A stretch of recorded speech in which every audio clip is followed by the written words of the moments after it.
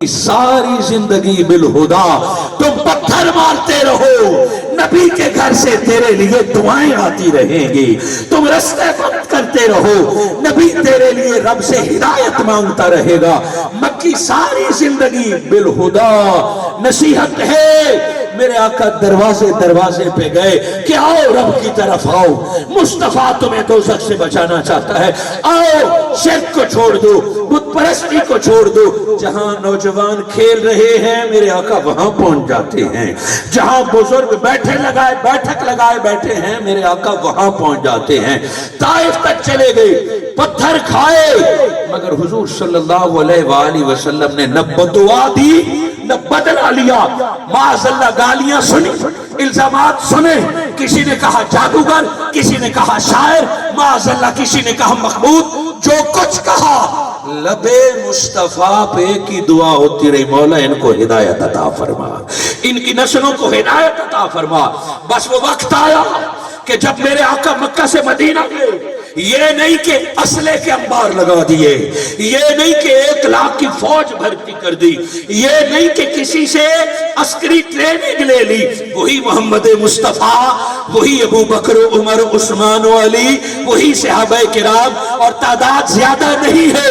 ابھی مدینہ پہنچے وہ کافر جو یہ سمجھتے تھے کہ یہ فقط نمازیں پڑھیں گے، یہ معافی دینے والے ہیں، یہ صلح کرنے والے ہیں، ان کو تھپڑ مارو تو چپ کر جاتے ہیں، پتھر مارو تو دعائیں دیتے ہیں، خون ان کا بہتا ہے دعائیں ہمیں دیتے ہیں۔ وہ اسی غلط فہمی میں تھے، وہ اسی نشے میں تھے۔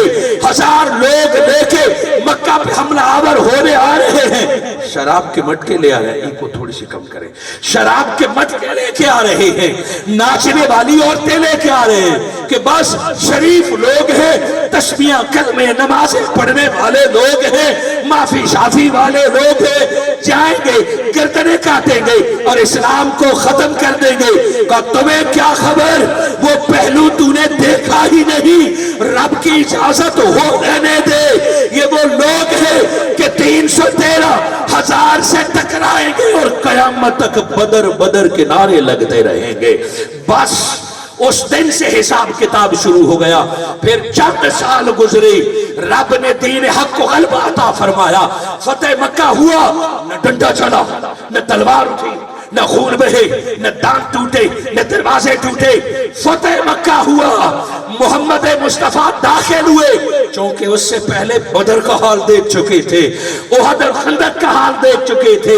اب اس قافلے کا رستہ کوئی نہیں روک سکتا، اب تعداد نہ دیکھنا، اب خالی ہاتھ نہ دیکھنا، اب خالی پیٹ نہ دیکھنا۔ دوستو بدر ایک مکمل تفسیر ہے۔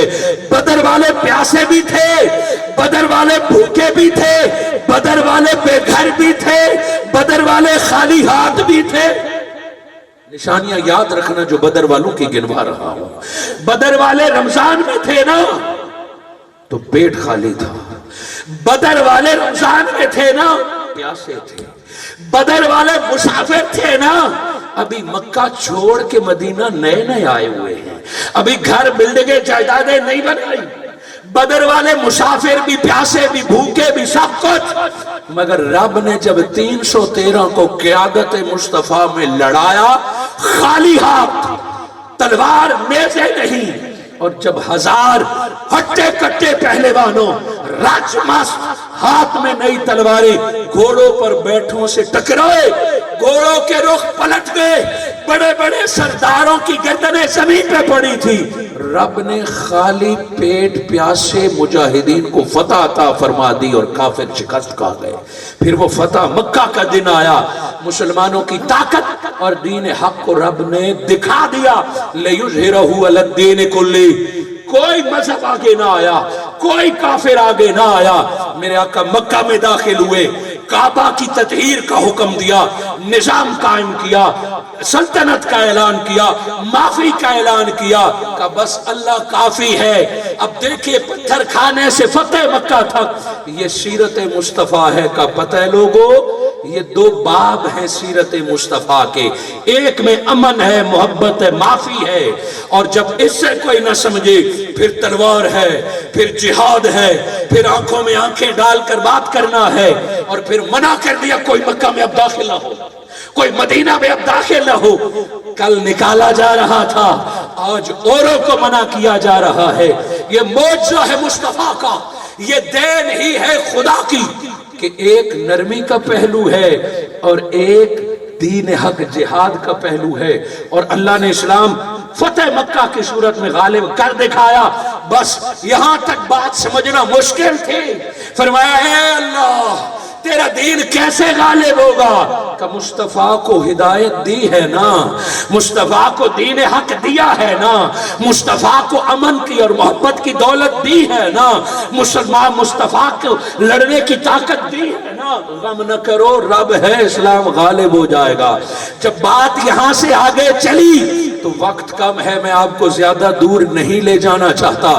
میرے آقا کی مکی زندگی کا پہلو سیدنا ابو بکر صدیق کی طبیعت میں نظر آتا ہے. میرے آقا کی مدنی زندگی کا پہلو سیدنا عمر فاروق کی زندگی میں نظر آتا ہے. مکی پہلو عثمان غنی میں نظر آتا ہے. مدنی پہلو دشمن سے ٹکرانے کا پہلو علی شیر خدا کی ذات میں نظر آتا ہے. لو سمیٹتا ہوں، کوئی سوال کرے کہ دین کیسے غالب ہوگا، باقی سب ادیان باطلہ پر جو قرآن اور سورہ توبہ پکارتا ہے، غم نہ کرنا، مصطفیٰ پردہ فرما گے پھر بھی دین غالب ہوگا. کیسے؟ رب نے حسن کی صورت میں صلح والا بیٹا عطا کیا ہے اور حسین کی صورت میں ٹکرانے والا مجاہد عطا کیا ہے. حسن معاویہ سے صلح کر کے دین غالب کرے گا، حسین یزید سے ٹکرا کے گردن کٹا کے قیامت تک اسلام کو زندگی عطا کر جائے گا. سیرت مصطفیٰ دو چہروں میں نظر آئے گی.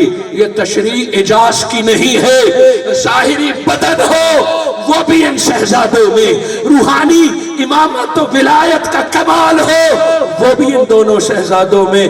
خود سیدنا ابو بکر صدیق اور صحابہ کرام فرماتے ہیں جب آقا کی وصال کے بعد حضور کو دیکھنے کا من چاہتا، میرے آقا کے تکنے کا دل کرتا، عاشق چاہتا کہ نبی کی زیارت کر لوں. ایک قبر تھی، قبر کی مٹی سے بھی صحابہ پیار کرتے تھے اور کرتے ہیں. اور دوسرا آنکھ جب فزیکل وجود مانگتی تھی، پتہ ہے کیا کرتے؟ حضرت فاطمہ تو زہرا کی منت کرتے شہزادوں کو باہر بھیجئے. کیا کرنا ہے؟ شہزادوں کو باہر بھیجئے، ہم نے نبی کی زیارت کرنی ہے، ہم نے چہرے مصطفیٰ تکنا ہے. کہا یہ کیسے ممکن ہے؟ کہ ایک شہزادہ گردن سے اوپر ہو بہو مصطفیٰ کی شبیہ تھا اور دوسرا شہزادہ گردن سے نیچے چال میں ڈھال میں قد میں حضور کے برابر تھا. بس جب دونوں کو اکٹھا بٹھاتے، ایک کے بدن کو دیکھتے دوسرے کی آنکھ کو دیکھتے تو تصویر مصطفیٰ سامنے آ جاتی. میرے آقا نے یوں نہیں فرمایا کہ حسین مجھ سے ہے، میں حسین سے ہوں، تاکہ کوئی نادان بدن مصطفیٰ سے بدن حسین کو جدا نہ سمجھے. کبھی میرے آقا نے فرمایا یہ میرے خوشبو ہیں، کبھی میرے آقا نے فرمایا یہ میرے جگر کے ٹکڑے ہیں. حضور نے آپ کو اور مجھ سے پہلے 1.25 لاکھ صحابہ کرام کو یہ سبق ازبر کرا دیا کہ یہ نبی سے جدا نہیں ہے. کبھی میرے آقا خطبوں میں ذکر کریں، کبھی حضور کے سجدے میں حسین شامل، کبھی میرے آقا کی تلاوتوں میں جبرائیل بھی آئے کہ یہ ہوں گے، تو اپنا کام کر، آیتیں سنا اور جا. میرے آقا نے 6 سال تک کسی ایک دن بھی امام حسین اور امام حسن کو اپنے آپ سے جدا نہیں کیا. حضور نماز پڑھنے جاتے تو پہلے بھی حسن و حسین کو دیکھ کے جاتے اور رب کی نماز فرض پڑھ کے پھر بھی دروازے پہ آتے اور فاطمہ تو زہرا کو کہتے مجھے میرے بیٹے تو ملا دو، مجھے میرے بیٹے تو دکھا دو. صحابہ کرام نے یہ آقا کا عمل اپنی آنکھوں سے بڑی باریک بینی سے دیکھا. سیدنا ابو بکر صدیق کا زمانہ ہے اور آپ خلیفۃ المسلمین ہیں. سو آپ نے ایک بچے کو کاندھے پہ اٹھایا ہے اور گلیوں میں پھر رہے ہیں، خیرخواہ تو ہوتے ہیں. انہیں فرمایا حضور آپ خلیفہ ہیں، آپ امیر المومنین ہیں، سو یہ بچوں کو کھلانے والا کام کسی خادم کو دیجئے کہ اوپر دیکھ تو صحیح کون ہے. دیکھا تو وہ حسین ابن علی تھا. کہا یہ کیا ہے؟ کہا میں تیری نصیحت سنوں کہ مصطفیٰ کی سنت کو دیکھوں. میں نے اپنی آنکھوں سے آقا کو دیکھا کہ اسی طرح حسین کو کاندھے پہ بٹھا کے گلیوں میں گھوما کرتے تھے. آپ نے روایت سنی بار بار کہ حضور صلی اللہ علیہ وآلہ وسلم نے سیدنا امام حسین کو کاندھے پہ اٹھایا ہے تو سامنے دیکھنے والے نے تعریف کی کہ واہ حسین تیری سواری بڑی کمال کی ہے. دیکھنے والے نے سواری کی تعریف کی اور میرے آقا نے فرمایا سواری تو اچھی ہے، سوار کو بھی دے دے کہ یہ کس شان کا مالک ہے. یہاں تک روایت بیان کی جاتی ہے. اس روایت میں عشق کا پہلو مجدد رواں صدی حضور شیخ الاسلام نکالتے ہیں. کتابوں میں روایت اتنے تک ملتی ہے کہ سائل نے نبی کے کاندھے کو دیکھا اور نبی نے کاندھے پر بیٹھے ہوئے حسین کی طرف متوجہ کیا. سواری تو دیکھ کا سوار تو دیکھ. مگر حضور شیخ الاسلام ڈاکٹر محمد طاہر القادری مدد اللہ العالی فرماتے ہیں سوار اور سواری کی بات تو درست ہے، نانے نواسوں کے ناس اٹھاتے ہیں کوئی نئی بات نہیں ہے، دادے پوتوں کا لاڈ اٹھاتے ہیں کوئی نئی بات نہیں، مگر یہ ناڈ یہ لاز یہ پیار تو گھروں میں ہوتا ہے. سو آقا اگر نواسے کا فقط لاڈ اٹھاتے تو حسین کو حجرے اور گھر کے اندر اور کمرے اور مسجد نبوی میں کاندھوں پہ بٹھاتے. یہ گھر نہیں تھا، یہ گلیاں تھی، یہ بازار تھا. تو ہم ان روایت کے لفظوں سے پوچھتے ہیں کہ محمد مصطفیٰ کو گھر میں وقت نہیں ملا ہوگا؟ نہیں، آقا کی مرضی ہے بازار میں یا گلی میں حسین کو کاندھے پہ بٹھایا ہے تو صحابہ کے ذریعے امت کو پیغام دے رہے ہیں کہ لوگوں دیکھو جہاں نبوت کا کاندھا ہے محبت حسین وہاں سے شروع ہوتی ہے. تذکر حسین چھپانے کا نہیں ہے کہ تم کہو حسین میرے دل میں ہے، تم کہو میں نے گھر میں نیاز پکا لی ہے، تم کہو میں نے ختم بٹھا لیا ہے. نہیں نہیں، یہ روایت بتا رہی ہے کہ مقام حسین دل میں چھپانے کا نہیں، گھر میں بٹھانے کا نہیں. اگر اپنے آپ کو حسینی کہتے ہو سرے بازار نکل کے حسین حسین کر. آقا آپ بازار میں حسین کو کندھے پہ بٹھاتے ہیں، یہ حسینی اپنی گردن کی پرواہ کیے بغیر بازار میں علی علی اور حسین حسین کرتا رہے گا. آقا چاہتے یہی تھے کہ محبت حسین عام ہو جائے، لوگوں میں آ جائے، نہ کہ گھروں میں بند ہو. حضور شیخ الاسلام فرماتے ہیں اس روایت کے راوی کا بھی یہی مقصد ہوگا. اور حضور صلی اللہ علیہ وآلہ وسلم نے کاندھے پہ اٹھا کے دنیا کو دکھایا کہ نبی یوں حسین کا لاڈ اٹھاتے ہیں. حضرین مکرم، میں نے دو پہلو حضور کی سیرت کے دو مجسم آپ کے سامنے رکھے. حضرت امام حسن مجتبی علیہ السلام کے بارے میں حضور صلی اللہ علیہ وآلہ وسلم نے فرمایا یہ میرا وہ بیٹا ہے جس کی وجہ سے میری امت میں صلح ہوگی، خون خرابے سے میری امت بچ جائے گی.